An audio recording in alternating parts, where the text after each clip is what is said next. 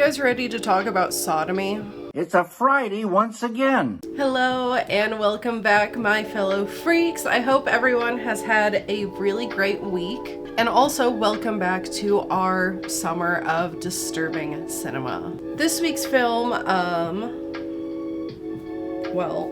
this week we are looking at Salò or the 120 Days of Sodom from 1975, directed by Pier, Paolo, Pasolini.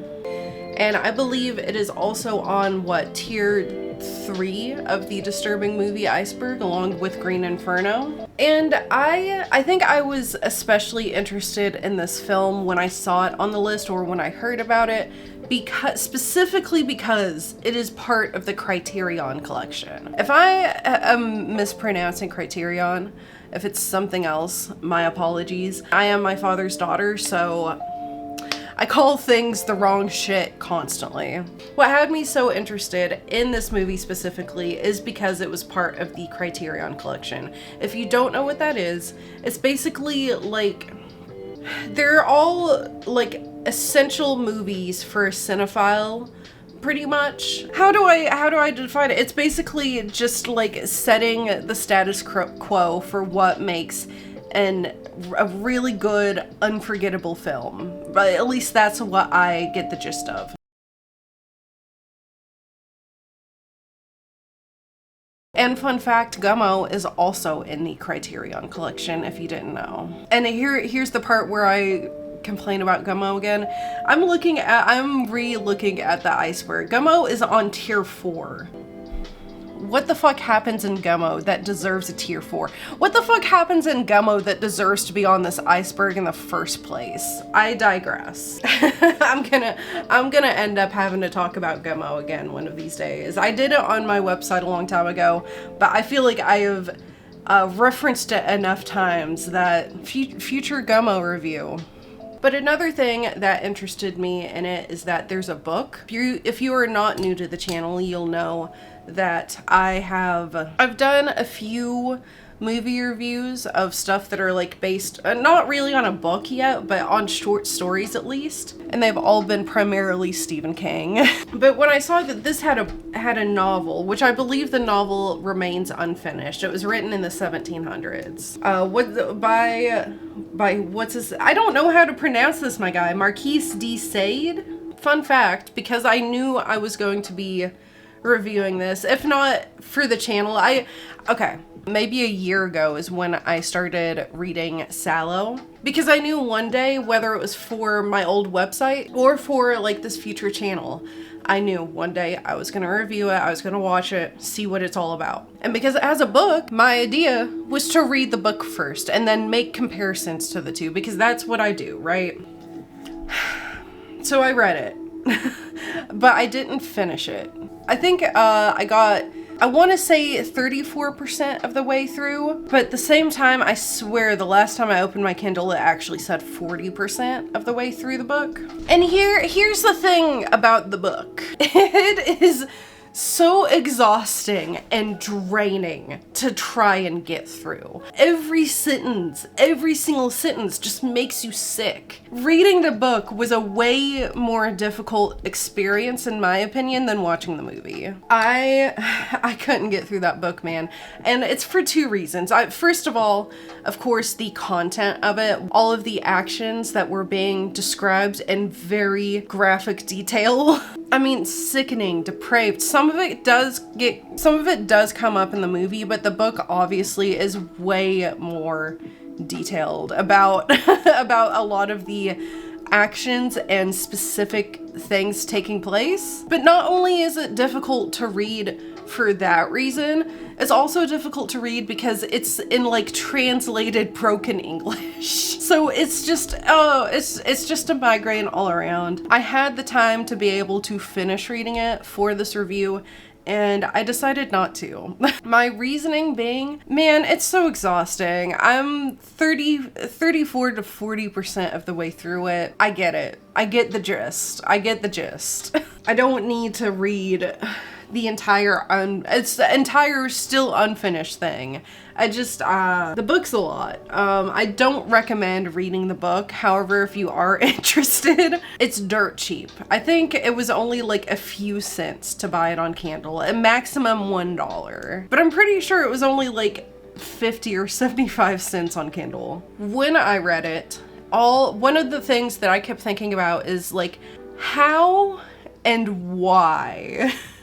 How and why is this adapted? I was going to be very interested to see exactly how graphic the film would be, because I think most of what I read of the book is coming from the perspective of the first narrator and her stories, which again, way more graphic in the book. And then I think I got to the first dinner scene and like that's it. But a lot of the stuff that the first narrator discusses, I was like, there was no way to adapt this. How do you adapt this? Well, Pasolini figured out how to adapt it. And again, I questioned why. Why would somebody adapt this? But that is a question that I believe I will be answering later on in the video. Also, before we go into this, I don't know why, but I always had the preconceived notion that Salò was based on a true story. I don't know why I thought that. I don't know why I thought it was based on reality, but I went to research to try and see, like, is there anything anywhere that suggests this? And the answer is no. No, it's just a completely made up fictional story by Marquis de Sade. I don't know. Why was I under the interpretation that it's based on a true story? Now, as I said, it is part of the Criterion collection, so I was just like, how disturbing could this really be? If it's part of like this like classical, I almost said classical literature. It's not literature. Classical, well, it is. Classical cinema, surely if it's part of the Criterion collection, it's not gonna be that bad. However, before recording this, I did wake up this morning to a comment on my last video for Green Inferno. Laura Bell says, "Girl, I have seen all those films and Salò is still the worst in my opinion. I did a course on evil film and out of all I saw, Salò is still the worst." Now, if this ends up being true, if Salò truly is the worst on my list, is it too like inconsiderate and edgy of me to say that I would be very disappointed? Because here's the thing, it is shocking. A lot of the stuff that you see in it is shocking, and as the title suggests, I'm going to go over how incredibly vulgar this film is. But I'm sorry, but you're trying to tell me that Salò, which has a plot and a purpose and a message, which all of which we will be getting into, you're saying Salò is the more disturbing than what I'm expecting Tumbling Doll of Flesh to be, which is just gore and graphic. Having now watched Salò 2 times, I can say with confidence that Gutterballs is still more disturbing and more graphic and made me feel more sick than Salò did. That's not to say I didn't feel sick watching Salò, of course. I mean, but it's a different beast. And if Salò really ends up being more disturbing than everything else here, I don't know. I'm just gonna be disappointed, I guess. But like, listen, I've read some of the descriptions of the other shit that happens in these other movies.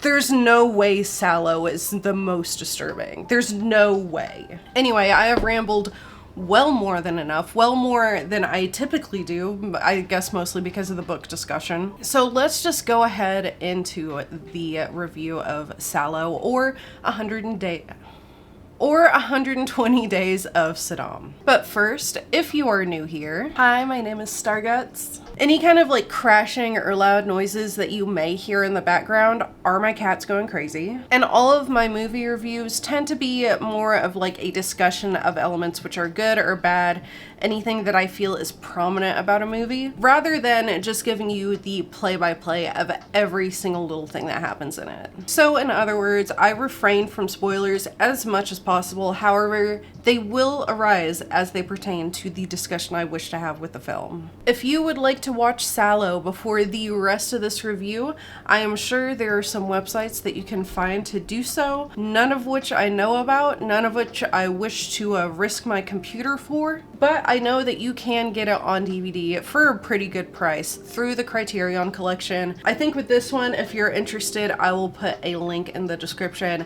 if you would like to purchase it from the Criterion Collection. Where's my physical media girlies at? If you did not watch Green Inferno, typically I will provide a link of where to watch a movie if you are so interested in seeing it. With this series, it's going to be a little more difficult because you either have to go to a CD website or purchase it on DVD. And if you end up liking this, and especially if you like disturbing cinema, please consider subscribing. Next week we are doing the infamous Slaughtered Vomit Dolls. I'm really excited for it. Is it gonna be good? Is it gonna be bad? Am I gonna be one of the freaks that ends up liking it? Probably, but we're not talking about that just yet. Today we are talking about Salò. So let's get started. Salò, or the 120 Days of Sodom, was the final film of Pier Pasolini, who died 20 days before the film's premiere in Paris. Set in Italy during World War II, 4 fascists kidnap several teenage boys and girls and keep them locked away in a lavish yet decayed and decrepit mansion. The film takes the viewer on its own version of Dante's Inferno by being separated into 4 chapters or circles: the Anti-Inferno, Circle of Manias, Circle of Shit, and Circle of Blood.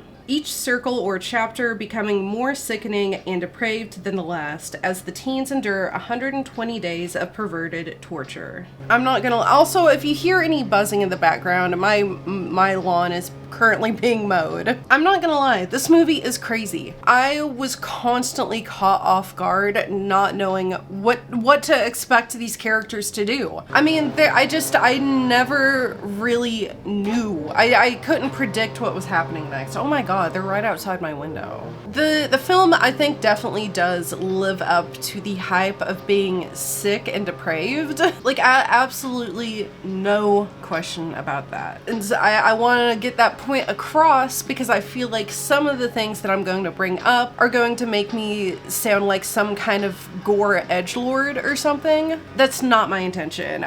It is sick. It is disturbing, especially with the context of everything happening. But I also after watching it even the first time, I completely understand why this is part of the Criterion Collection.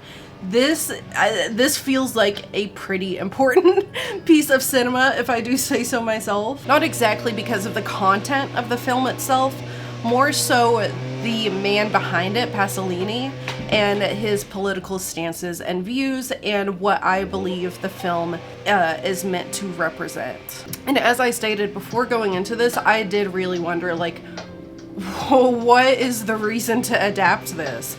Why would somebody adapt this? I decided to read up on Pasolini, and I think it makes complete sense why he adapted this and what its purpose is. But first, before we go into all of the symbolism and deep interpretations of some of the aspects of this film, I do want to cover what everyone came here to hear, I suppose, which is how disturbing is this movie? It is on tier 3 of the Disturbing Movie Iceberg, which I don't think I mentioned. I will have a link to that in the description, at least to the specific one that I'm following. Well, being a part of the Criterion Collection, I think I was correct in the fact that it's not explicitly graphic. Now, when I say that, I am speaking to my freaks. I am not speaking to the general public. I think the general public would find this to be an obscene film. They would find it to be incredibly graphic. But to my freaks who have seen some shit, I'm telling you, it's not explicitly graphic. And what I mean by being explicitly graphic or things being explicitly shown is that we're not up close and personal with the action. I'm going to use the example of Gutterballs because it's on my channel and it's definitely the best example that I have to give for this. Gutterballs had an abuse scene that was very explicitly graphic and lasted it lasted an ungodly amount of time. It was up close and personal in the action, showing everything, not really letting the audience take a break or look away. And again, just lingering on it, for 10 minutes. If you haven't seen my Gutterballs review, go check that out so you know what I mean. Salò is different in that there are a few things that get explicitly shown, but it's not a lot. Instead, I found that a lot of the abuse taking place, it was all more implied action. Like, you could from afar see somebody moving and that kind of, but it's like you can see one of the people over like a cover move. Editor Rachel here. I feel like it would be helpful if I did give a specific example of what I mean. So spoilers I'll put on the screen when this spoiler part has passed, so you can skip it if you don't want to know. It's also just like a graphic description, so if you're sensitive to that, skip ahead. So a specific example of what I'm trying to describe, where a scene is being a little more subtle or implying an action rather than just graphically showing the audience. I believe it's the first dinner scene when like one of the servant girls, I don't think she's part of the teenagers, I think she's in general just a servant that they have in the mansion. Could be wrong. But one of the guards, after she trips and falls, goes over to assault her while she's down. And for the majority of what we see of this assault, we're looking, so imagine like eye level is the top of a dining table. And so we're kind of just seeing the movement of the guard moving back and forth during this assault, rather than like being up close, personal, and like seeing him physically doing it. We do get a few shots where like we can see a little more clearly, but again, it's nothing that is up close and personal. But that's just an example of what I'm trying to describe here. I would say for 90%, 85 to 90% of Salò, the action of the awful abuse that's taking place is more implied than it is explicitly shown. Coming on here again to say how I forgot to include anywhere in this that the finale of the film is the exception. The finale gets really graphic, pretty explicitly so. Pretty sickening. The woman who gets hanged, don't like that. The last 15 minutes do get pretty graphic as hell. I forgot to include that anywhere. Here it is. There's something about it that feels more... I don't even want to use the word, because it's not a tasteful film. That's the word I want to use, but the fact that they are not like up close and personal in the action, making the audience see the action for as long as possible, in a way, it's tasteful.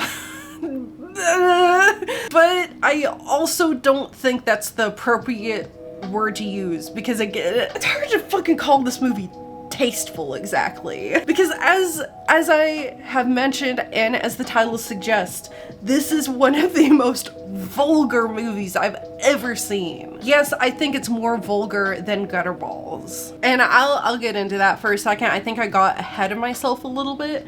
I also want to mention that while it's not as uncomfortable as being up close and personal with the action happening, there's something about it being implied or like briefly shown. There's something about that just even feels seedier a little bit, because it's like the audience is filling in the blanks of what they can't see. And but the vulgarity of the film, while it is not as explicitly graphic and up there and personal as something as Gutterballs was, it's still like one of the filthiest and most vulgar, like dirty films I've ever seen. This is a dirty movie. It's dirty. It's perverted. And listen, I'm saying that as a John Waters fan. I love John Waters. This is the most vulgar, filthy, perverted shit I've ever seen in my life. One of my top 3 favorite films of all time is Desperate Living. This film is filthy. It's just filth. It's just perverted filth. It's so vulgar. And here's why I feel like vulgar is a better description of this than like disturbing per se. What am I, a fucking goth in South Park? Necessarily. Obviously, the content's very disturbing. It's very seedy. It's very perverted again, because it's a bunch of abuse. It's a bunch of abuse. And so like maybe you might believe that I think this is so vulgar and filthy and perverted strictly because of the content. No, I think it's more so, I don't even know what to call them. The aristocrats, the fascists, the people of power, the government officials. I guess people of power, because even the narrators are in a position of power. It is the people of power that make this so vulgar.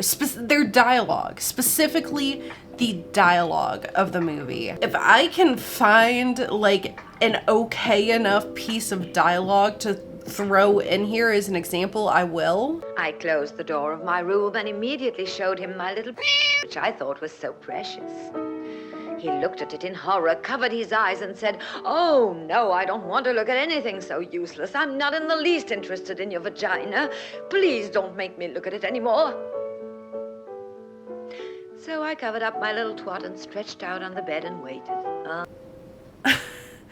It's just like, I remember being in middle school, and middle school boys aren't even this filthy. This is like the filthiest, most vulgar, obscene, perverted conversations and stories I've ever heard taking place. The dialogue is what makes this movie so gross. And everyone who is, discussing all of this perverted and depraved and degenerate stuff, they're rich. They're rich, they're dressed nicely, they're very well adorned. They also speak very proper. And so to see someone so lavishly rich and proper say some of the most filthy, depraved shit, to hear that come out of their mouths, it's just vulgar, man. The dialogue, I would almost dare to say, is what makes this so perverted and filthy. Just nasty, nasty, bad things. Nasty, bad, perverted things. Ugh. Ugh. Ugh. You think I'm joking? Do you think I'm joking? Because the chapter titled Circle of Shit is not joking. You think they just named it, you think I call it the Circle of Shit? It's literally named the Circle of Shit. What do you think that entails? If you guessed that it's a bunch of government officials discussing, even being connoisseurs, they are connoisseurs of eating shit. They love to eat shit. An entire chapter based on eating shit. And there's so much feces. I'm gonna tell you too, there's so much pee. And the way it gets spoken about, the way feces is defined as a delicacy to these people of power, which, yeah, you can tell. I'm gonna be honest, you can tell that it's just like chocolate mousse. It's just chocolate mousse, but man, sometimes it still gets me. Sometimes it still gets me. That's the one thing I hate, is eating poop. I can handle vomit. I can handle sodomy.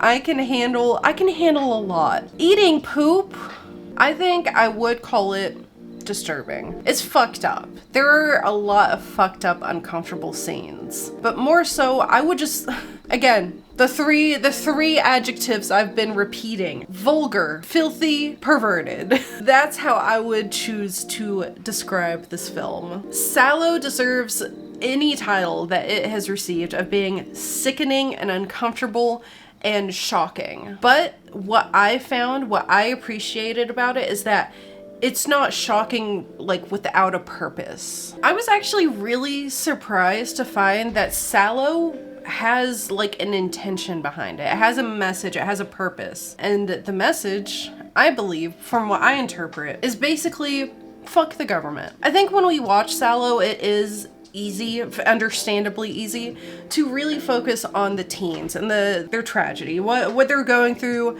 how they're being degraded, how they're being tortured, how they're being kept. It's just, you know, it's really easy to focus on like the shocking aspects of the film. And so I don't know, I'm sure several people have already caught on to what I'm going to discuss. However, I feel like a lot of the general public reviews that I read of Salò didn't really pick up on this aspect of it. But I want to talk about how the fascists are depicted in this film. One of the very first things that I noticed and I picked up on about the fascists is that they are all of them are almost like a caricature. These four men of power are like really exaggerated. They're really exaggerated caricatures of evil. And I think I first started to think about this and notice it pretty much at the very beginning, one of the very first conversations they have with each other, which as long as I'm reading it right, it seems like they are having a discussion of marrying each other's daughters. You can argue how much is like caricature, how much is like maybe a display of like true evil, whatever. You can get into that argument. I'm talking about the fact that they are exaggerated caricatures of any person who's in a position of power. Like, oh, first conversation of the film, we're all gonna marry each other's daughters. It's gonna be awesome. That to me comes across as like a parody of like government officials. Does it ever ring some truth to it? They say in all comedy, in all jokes, there is a hint of truth. And the caricature or parody of these four powerful men, I feel like it only intensifies the further the movie goes on. You know, especially as we witness these powerful men very joyously taking part of things such as eating shit. I'm sorry, but that is like the biggest flag that this film is a political statement. That you have your government officials obsessed with eating shit. If you couldn't figure it out before that point, I would hope that that is the point that you get the message. But not only happily eating feces, but also happily taking it up the butt. I do want to say, nothing wrong with that. Happy Pride Month, everyone. Also, if I am remembering correctly, or if I have done my research correctly, Pasolini himself was a gay man. But I believe the sodomy within Salò has it carries a different meaning. And you have to think too, film was made in the 70s, it takes place in the 40s. All of these powerful officials are probably in positions of, and they're probably all in positions that like demonize homosexuality. So what Pasolini is doing in this movie with sodomy is basically what every TikTok comment section is doing now, which is, you know, boasting about how those who hate homosexuality or want it banned or whatever are the ones who secretly love it the most, and they're just projecting their own self-hatred. You know what I mean? That's how the sodomy in Salò reads. I don't know everything that there is to know about Pasolini, but I did read enough to know that he was homosexual, he was pretty political, and he was definitely anti-fascist. And I found the way that the fascists are depicted in Salò to be really right on key with like someone who fantasizes the depraved, perverted, and humiliating private life that people in powerful positions have. You know, I think some of these fantasies serve as self-indulgent, such as the eating feces. And while yes, we do see our victims in a lot of horrible situations, I would dare to say that the fascists are actually the ones that are humiliated and degraded more in the film, and I believe that is the film's purpose. And I mean, they get, these powerful men are put through situations which, again, they feel like fantasies of somebody who hates the rich, hates the government, would want to see these powerful, hateful people, what they want to see them go through. So like, again, sodomy in the context of like, these are probably people who are against homosexuality but are obsessed with it behind closed doors. Eating feces is a very obvious one. There's another one that happens towards the end, which is cross-dressing. The fascists end up cross-dressing, and it's part of their like perverted fetish stuff. And I think that is also just another layer of ridiculing government officials, of humiliating rich people, of degrading. The way the fascists are depicted in this film is very specifically like degrading and humiliating. If you pay attention to the fascists, how they are portrayed, I believe that is the reason Pasolini made this film. Basically as a political statement saying, fuck the government, fuck fascists. And I really, really love and appreciate seeing that like deep intention with the film. Now again, he died, I think 20 days before the film actually ever premiered. From what I could read, there was nothing ever stating why he decided to adapt this film. If somebody does know, please put it in the comments. I would love to learn. Share it with the class. But from what I read about Pasolini, from what I understood not only about him, but also like with his death and everything, Salò is a strongly political film, a strongly anti-government, anti-fascist film. And I appreciate that it's shocking with a purpose, with a strong purpose too. Which then brings us into the discussion of art versus... One of the main reasons this film has been banned in several countries and still remains banned in several countries is because a lot of people, they define Salò as just straight up degenerate porn, like extreme, gross porn. Although, if I had to be honest, I also wouldn't doubt that it's partially banned for its political anti-government messaging. Yes, Salò is shocking. It is perverted, it is filthy, it's disgusting, it's uncomfortable, it is sickening. But again, it does all of this with a very clear purpose in mind. I think a lot of the graphic sexual content that this film has, I can't call it pornography. Gutter balls was pornography. Gutter balls had me thinking that I got trolled. That's what I think of when I think about a film being considered a form of pornography. There were maybe 2 sex scenes within Salò where I questioned like the purpose for including it, but most of the, I wouldn't even say sex scenes, most of the abuse scenes, they not only serve a purpose, but they're not like up close and personal to what's happening.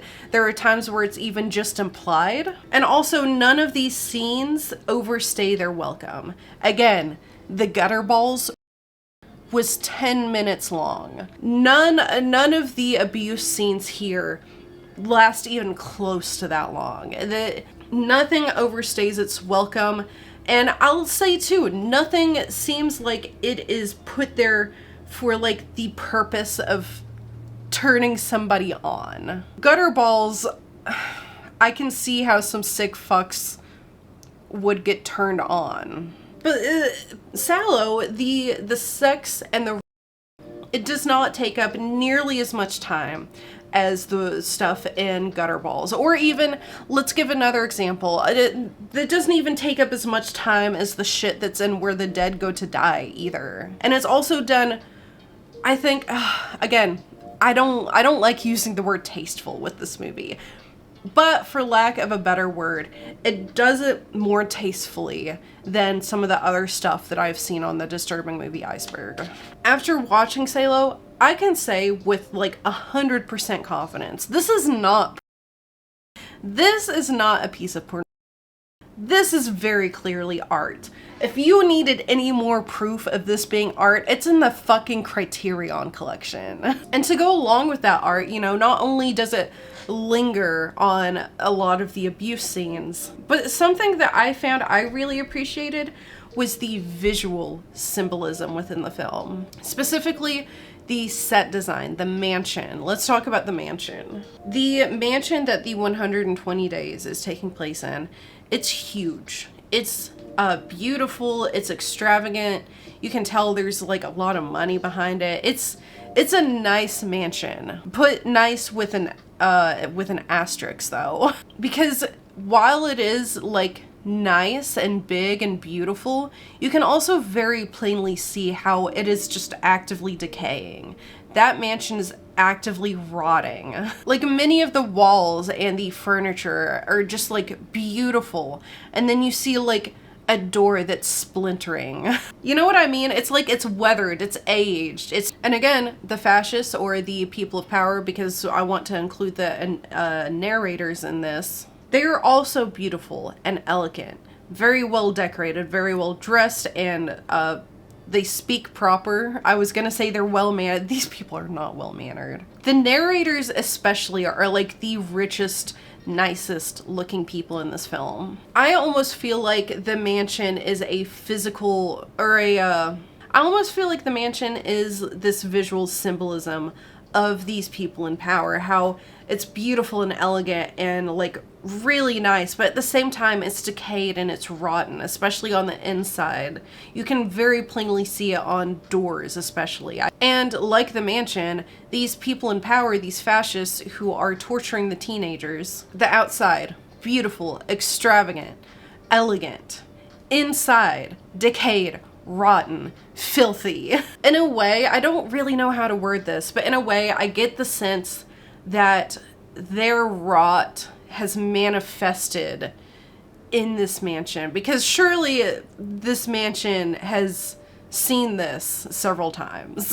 I'm sure this is not the only time this has happened. So it's almost like their vulgarity is manifesting in the mansion as well, and again creating this decay and rot of a beautiful, what would be a beautiful place. Is that coming across correctly? But I really like what I find to be visual symbolism in the mansion. Again, it's art. It's art. I consider Salò to be art, not I think as disgusting and depraved and sickening and uncomfortable and vulgar, even though this movie is all of those things and more, I'm amazed and pleasantly surprised over what I understand the purpose and intention of this film to be, which is an anti-government, anti-fascist message saying fuck you to the government, pretty much. That's what I gather. That's what I get from it. Yes, it is the most vulgar film that I have seen yet. But it is sickening with a very specific intention and a very specific message. And I think that helps to propel it into being a work of art rather than... I would never call this movie. If you are a freak like me, and when I say freak, I mean tragically desensitized human being who can handle a lot, probably because you've had unrestricted internet access for most of your life, like me. Again, I'm not trying to sound like an edgelord, I'm just stating facts. If you are a freak like me, Salò probably isn't going to be anything too difficult for you to handle. To other people, to the general public, I think it can be pretty intense at times for someone who's not familiar with like taboo subjects and hasn't been exposed to a lot of films with this type of content. Yeah, I would say for a general viewer, it's going to be very shocking and intense. Listen, I've seen a lot of stuff, and I still think this movie is sick. It is sick. I'm not trying to discount it from being a part of this list. It deserves to be here. It deserves every amount of like shocking, disgusting description that it has received. It does. I do believe though that if you were a person who is just like a general cinephile, if you are passionate about films, if you like to study films, if you are just like really into movies, unfortunately I do have to tell you that Salò does need to be on your watch list. I do find the importance in this film. I think especially because it has such a strong political message, and You know, the fact that Pasolini was low-key murdered for his views and for the type of person that he was, and murdered 20 days before this got to premiere. Yeah, I do think this is an important piece of cinema, and I completely understand now why this is a part of the Criterion collection. It should be in it.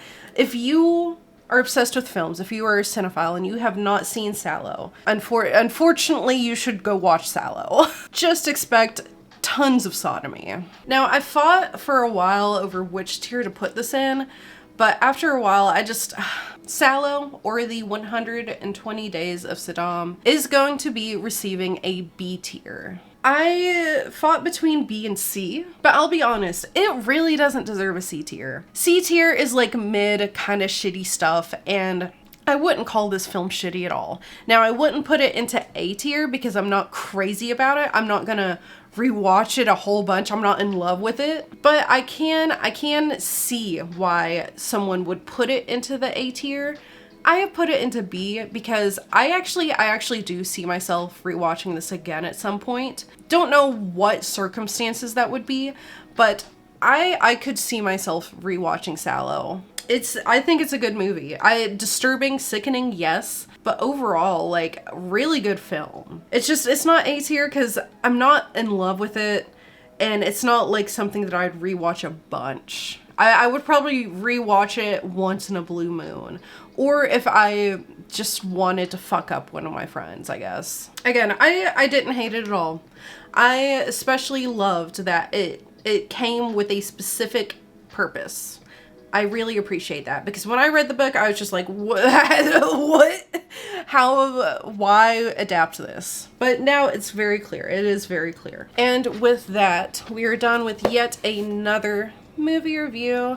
Thank you guys so much for sticking around until the very end. I really appreciate it. If you liked this video, please make sure to stab that like button. It is a free and easy way to help support this channel, and I appreciate it so much. And if you liked this video just so much that you want to hear me ramble about not only more disturbing cinema that we have for this summer, but I also like to cover B movies and obscure cinema. If you're interested in that, please consider hitting that subscribe button and the bell icon so you can be notified every time that I make a new upload. And while the summer is scheduled, if there is a film that you think I might enjoy, or that you just want to see me suffer through, I guess, consider putting it in the comments and maybe you will see it in the future on this channel. Now, I have been going live again. I do have a live schedule, but at the time of me recording this coming Friday and Saturday, which will be June 20th and 21st, I'm going to be out of town. I'm not going to be able to live stream this weekend. I'm going to try and make it up to you on Sunday evening when I get home, but my normal streaming schedule is every Wednesday, Friday, and Saturday at 6:30 p.m. Eastern Standard Time. I go live on Twitch, and then afterwards I typically upload the VOD to YouTube. The links are on the screen and in the description below. And if you just want to follow me on any other socials, they're on the screen somewhere. Next week, I believe we are going to be slithering into the Just Because area of disturbing cinema. We're going to be moving on to tier 4 with Slaughtered Vomit Dolls. I am very excited to watch it, honestly. I've heard a lot about it, and I've heard that a lot of people hate it because it's just stupid. And then there are a lot of people who love it. I know myself enough to know that I love movies that everybody else hates. So if I end up loving Slaughtered Vomit Dolls, I'm sorry. I also still have reactions coming. I was hoping to get the Green Inferno one out this week. I did not get to. I have recorded it for Salò. I still plan to record it for all of these, even if it takes me a little bit longer to get reactions out. These will all have reactions to them. So also subscribe if you're interested in that. Again, just one last time, thank you so much for your time, for your patience, for sitting here getting through this video. Time is precious. We really don't have a whole lot of it. And the fact that you have spent your time to sit here and listen to me talk about a movie that's about sodomy. Thank you. Thank you very much. I really appreciate it. If I do not see you guys in a live stream, I will see you in next week's video. But until then, have a good night and stay safe out there. Now, are you able to say I'm not able to eat the rice with your fingers like that, Carlo? I'm not able to eat the rice. Well, then eat shit, you bastard.